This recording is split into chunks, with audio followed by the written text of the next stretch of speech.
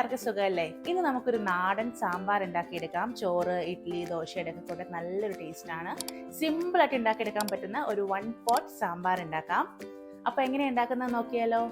I am Akshaya and welcome to Akshaya's cameo.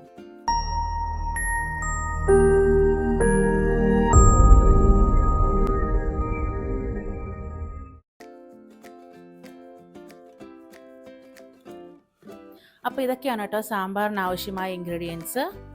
പരിപ്പ് 2 പരിപ്പ് എടുത്തിട്ടുണ്ട്. തുവരപ്പരിപ്പും മസൂർ ദാലും എടുത്തിട്ടുണ്ട്.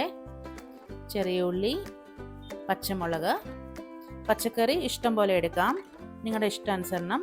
ഞാനിവിടെ ഉരുളക്കിഴങ്ങ്, ബീൻസ്, മത്തങ്ങ, ക്യാരറ്റ്, തക്കാളി എടുത്തിട്ടുണ്ട്.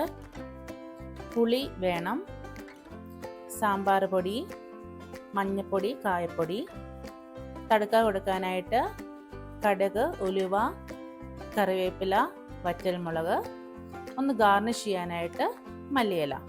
നമുക്കുണ്ടാക്കി തുടങ്ങാം. തൂർദാലും മസൂർ ദാലും 1/4 കപ്പ് വെച്ചെടുത്തിട്ടുണ്ട്. ഇത് വാഷ് ചെയ്ത് വൃത്തിയാക്കി വെച്ചിരിക്കുന്നത്. ഇതിൻ്റെ കൂടെ ഒരു 2 പച്ചമുളക്, ഒരു 2 കപ്പ് ചെറിയ ഉള്ളി. ഉള്ളി ധാരാളം ഉള്ളത് നല്ലതാണ് കേട്ടോ.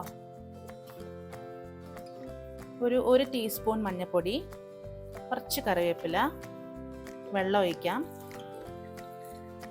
ഒരു 3-4 കപ്പ് ഒഴിച്ചു കൊടുക്കാവേ. നന്നായിട്ടൊന്ന് യോജിപ്പിക്കാം. ഇനി ഒന്ന് അടച്ചു വെച്ച് നമുക്കൊരു 2 വിസിലാക്കി എടുക്കാം. പരിപ്പ് നന്നായിട്ട് വെന്തിട്ടുണ്ട്. ഇനി ഇതിലേക്ക് നമുക്ക് പച്ചക്കറികളൊക്കെ ചേർത്ത് കൊടുക്കാം. ഞാനിവിടെ എല്ലാം ഓരോ കപ്പാണ് ഇടുന്നത്. ഉരുളക്കിഴങ്ങ് ചേർക്കുന്നുണ്ട്, മത്തങ്ങ, ക്യാരറ്റ്,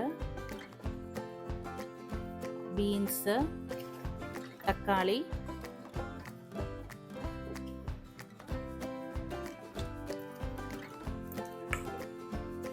നിങ്ങൾക്ക് വെണ്ടയ്ക്കൊക്കെ ഇടണമെന്നുണ്ടെങ്കിൽ എണ്ണയിൽ ചെറുതായിട്ടൊന്ന് വാട്ടിയിട്ട് അവസാനം ചേർത്ത് കൊടുത്താൽ മതി. ഇതിൻ്റെ ഒപ്പം ഒന്നും ചേർക്കരുത് കേട്ടോ. അതുപോലെ തന്നെ മുരിങ്ങയ്ക്കായും ഇതിൻ്റെ ഒപ്പം ചേർക്കാൻ പാടില്ല, വെന്ത് പോവും.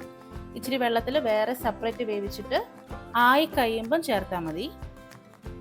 ഇതിലേക്ക് നമുക്കിനി ഒരു 2 ടേബിൾ സ്പൂൺ സാമ്പാർ പൊടി ചേർത്ത് കൊടുക്കാം. ഒരു ചെറിയ ചെറുനാരങ്ങ വലുപ്പമുള്ള പുളിയാണേ, വാളംപുളി. അതിൻ്റെ വെള്ളം ചേർത്ത് കൊടുക്കാം. ആവശ്യത്തിനുള്ള ഉപ്പ് ചേർത്ത് കൊടുക്കാം. നന്നായിട്ടൊന്ന് യോജിപ്പിക്കാം കേട്ടോ. 1 കപ്പ് വരുന്ന പോലെ ഇച്ചിരി വെള്ളം ഒഴിച്ചു കൊടുക്കാം. നന്നായിട്ടൊന്ന് യോജിപ്പിച്ച ശേഷം അടച്ചു വെച്ച് ഒരൊറ്റ വിസിലാക്കി എടുക്കാം. മീഡിയം ഫ്ലെയിമിൽ ഒരു വിസിലായിട്ടുണ്ട്. നമുക്ക് തുറക്കാം കേട്ടോ.